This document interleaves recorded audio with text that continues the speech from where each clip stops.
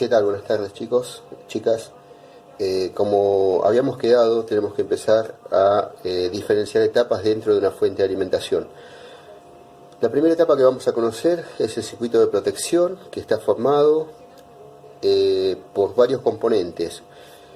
En principio podemos encontrar variables o variantes dependiendo de la procedencia del equipo.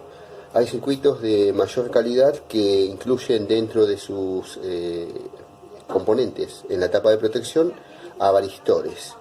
Los varistores son unas resistencias especiales que se conocen como VDR o resistencia dependiente del voltaje, y hay que hacer una aclaración sobre este tipo de resistencia. No son resistencias comunes, son resistencias que cambian rápidamente, velozmente su valor, desde un valor de resistencia muy elevado que permite el drenaje de corriente entre un alambre y el otro de valores tan pequeños como algunos microamperes. Eso naturalmente no perjudica en nada o prácticamente nada al consumo, como tampoco daña al componente, pero sí, una vez superado su valor de tensión, la resistencia cambia abruptamente su valor y se transforma prácticamente en un cortocircuito, es decir, baja enormemente su valor resistivo, lo que trae como consecuencia un aumento de la corriente a través de él o a través de ella, lo que permite o lo que provoca en todo caso que el fusible se corte. Vamos por parte. El fusible, ahí, el fusible que está a la entrada de corriente de una fuente de alimentación, está calibrado, tiene un valor en amperes, y ese valor está definido por el grosor de su alambre. Bueno, es un tema que nosotros no vamos a hablar sobre cómo se construyen los fusibles, pero sí tenemos que saber que un alambre, en la medida que tenga mayor diámetro, va a permitir un caudal de corriente naturalmente más intenso. Al ser más fino el alambre, naturalmente el paso de una corriente muy intensa lo va a terminar fundiendo y cortándose. Bueno, esa es la idea del fusible, cortarse frente a sobrecargas o corrientes muy intensas que lo atraviesen. ¿Para qué se usa el varistor? Se lo usa para poner en paralelo con la carga, ¿verdad? Se pone en paralelo con la carga o el circuito que yo quiero proteger, y una vez que el voltaje del varistor sea superado, cambia su valor a una condición prácticamente de cortocircuito, lo que provoca evidentemente el estallido del varistor. Por eso lo van a ver en muchos circuitos protegidos. Bueno, en este caso no, puntualmente no lo tiene, en esta placa no lo tiene, no tiene el capuchón, porque suelen traer un capuchón de plástico o de termocontraíble que abraza el cuerpo del varistor, de manera que cuando explote, porque se prevé que eso puede pasar, no salpique las partes del varistor hacia el resto de la placa. Entonces está como sellado, blindado para que eso no ocurra. El varistor es un poco difícil de leerlo porque los fabricantes no terminan de ponerse de acuerdo respecto de si su valor marcado en el cuerpo corresponde al voltaje eficaz o corresponde al voltaje de pico. Y acá hacemos otra aclaración. Cuando nosotros hablamos de corrientes alternas, voltajes alternos, estamos hablando siempre de valores eficaces. Esos valores de tensión van a estar regidos o condicionados por el valor de la frecuencia. Cuando su frecuencia cambie, también lo va a hacer su valor. Por lo tanto, es un valor que el tester puede medir, pero no es realmente el valor de pico. El valor de pico sale de multiplicar ese valor eficaz por la raíz cuadrada de 2, que da 1.41, que, resumiendo y hablando así un poco de entre casa, quiere decir que le tenemos que sumar el 40% aproximadamente al valor de la tensión eficaz. Por lo tanto, una vez que la tensión de línea atraviesa el puente rectificador, se transforma sobre el filtro en una tensión de 310 voltios como mínimo. Si la tensión de línea es de 220, naturalmente, ¿verdad?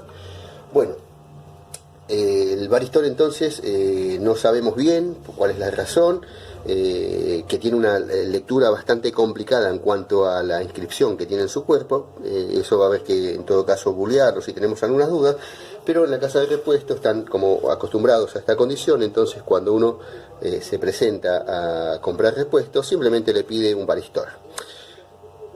Tenemos que hacer un paréntesis también sobre esto. Por ahí está mal lo que yo les digo, me pueden decir que no corresponde a un técnico, pero es práctica común en los talleres, aquí en Argentina por lo menos, eliminárselo, se los quitan directamente. Tanto es así que muchas fuentes chinas ya siquiera lo traen, directamente lo eliminan.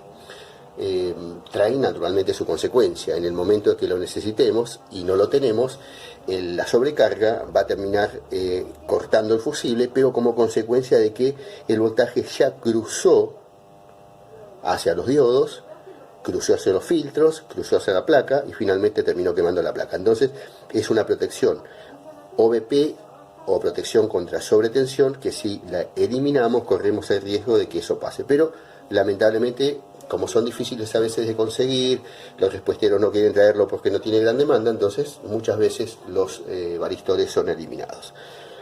Luego que cruza por el varistor, que juntamente con el fusible forman la etapa de protección de la fuente, varistor y fusible, varistor y fusible. Una vez que cruza ese sector, se filtra a través de estas bobinas que juntamente con capacitores forman al filtro EMC. El filtro EMC es las siglas de compatibilidad electromagnética y tiene por función dar cumplimiento a una norma internacional que exige que los equipos no irradien energía hacia la instalación eléctrica. ¿Por qué pasa esto? Porque el transistor de conmutación en una fuente de alimentación lo hace a muchísima velocidad, ¿no? Esto conmuta a muchísima velocidad. El transformador y los demás componentes van a irradiar y la propia conmutación del transistor genera entonces picos que pueden retroceder y entrar a la línea. Para que eso no ocurra, entonces, yo no tengo en este momento exactamente el dato, pero principio de los años 2000 para acá, 2004, si yo no tengo mala memoria, recién entonces se exigió el uso de los filtros EMC. Anteriormente no existían estos filtros. Lo habíamos charlado tiempo atrás, cuando decíamos que incluso cuando paraba un auto frente a nuestras casas, o arrancábamos un auto, o incluso una agujereadora, cualquier cosa que pudiera generar ruido en la línea, se metía a la pantalla en otros tiempos. En la actualidad, gracias al filtro EMC, no lo hace. El filtro EMC puede tener varias bobinas, capacitores, o simplemente una sola bobina y un solo capacitor, y los más modestos solamente traen un capacitor. Bueno, este sector no lleva mucho análisis porque de hecho no genera en la mayoría de los casos fallas. Sí se van a dar en el puente rectificador, que es el paso siguiente. Un puente rectificador está formado por 4 diodos. Como sabemos, la corriente alterna cambia todo el tiempo de polaridad, haciéndose en un momento positivo un extremo y negativo el otro. Y un instante después, en realidad 20 milisegundos después, la onda de tensión se va a invertir. Esto tiene que ser rectificado, ¿sí? Este voltaje tiene que ser rectificado y filtrado. Para eso se usa un conjunto de 4 diodos que lo que permite es recuperar el 100% de la onda, o sea, volver a obtener 220 voltios a la salida, pero esta vez se van a filtrar, lo que va a permitir que el voltaje se eleve a 310 voltios, 311 voltios en teoría, pero bueno, como no tenemos en la instalación eléctrica a veces 220, la tensión del filtro no va a llegar entonces a los 310, podemos encontrar 290 o cosa parecida. Si la fuente de alimentación llegara a tener un transformador adicional, en ese caso el voltaje va a llegar incluso a los 400. Bueno, un puente rectificador entonces está formado por 4 diodos que trabajan de forma alternada, cada uno a destiempo, ¿verdad? Los pares y los impares, generando a la salida un voltaje que va a ser 1.41 veces el voltaje de la línea. 220 voltios multiplicado por 1.41 o raíz cuadrada de 2 me va a dar 310 voltios finales de corriente continua. Ese voltaje ya está apto para ser aplicado a la primera etapa de la fuente, que es la etapa de conmutación. Bueno, chicos, y lo último que podemos decir sobre la etapa de protección, rectificación y filtrado de una fuente de alimentación, es que tenemos que tener muchísimo cuidado cuando hacemos este tipo de práctica, que es muy común en los talleristas, ¿verdad? Van a ver ustedes a colegas hacerlo permanentemente, esto, buscar un capacitor y ponerlo sobre los capacitores de los que tenemos dudas. Bueno, esto es así, es algo muy común, casi tradicional de los talleristas, ¿no? Para encontrar fallas. Vamos de vuelta, para que quede claro el concepto y la idea. Cuando tenemos capacitores o dudas sobre capacitores, ¿sí? Yo ahora tengo otra placa distinta, tenemos dudas sobre los capacitores, tenemos que sacarlos de a uno, medirlos, y bueno, eso lleva un tiempo. Entonces, como los talleristas ya tienen la dinámica de trabajo más o menos armada así, como medio rápido, suelen agarrar un capacitor común de un valor de aislación importante, ¿sí? En este caso el mío tiene 100 voltios, y lo ponen en paralelo con un capacitor, con el otro, con el otro, con el otro, y en una de esas el voltaje apareció. Bueno, le da entonces la rapidez, la fluidez al trabajo, como para no estar sacando uno por uno los capacitores y cambiarlos.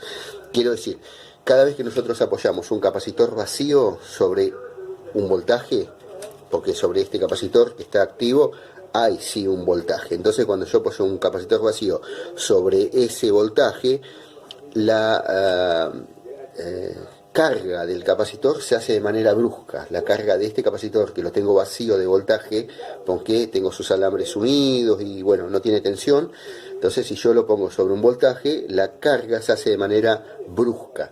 A la inversa que las bobinas cuando se desconectan del circuito, lo hacen de manera brusca.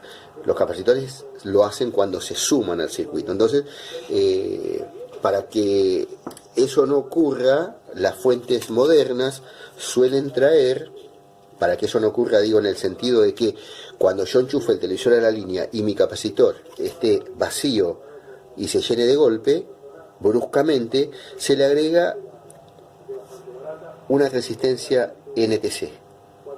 Estas resistencias son necesarias para permitir el arranque suave de la fuente. El arranque suave se conoce como arranque SST o arranque recuperación rápida, ¿sí? Es suave, perdón.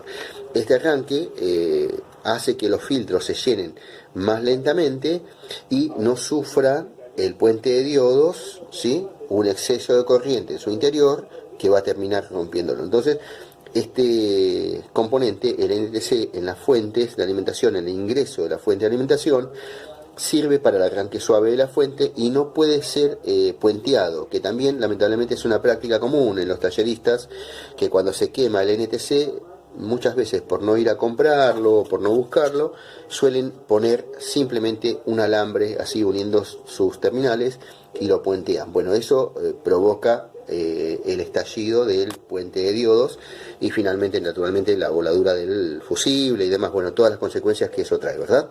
Entonces, el puente de diodo está protegido y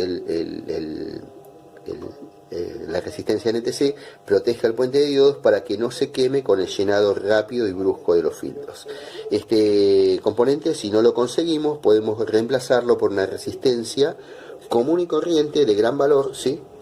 Pero aunque no sea térmica, no importa, va a cumplir su función igual, en caso de que no tengamos disponible el componente. Este es un NTC para que el puente de diodo no se queme, pero bueno, insisto con lo mismo, podemos reemplazarlo por una resistencia común y corriente que no va a traer ninguna consecuencia al funcionamiento del equipo.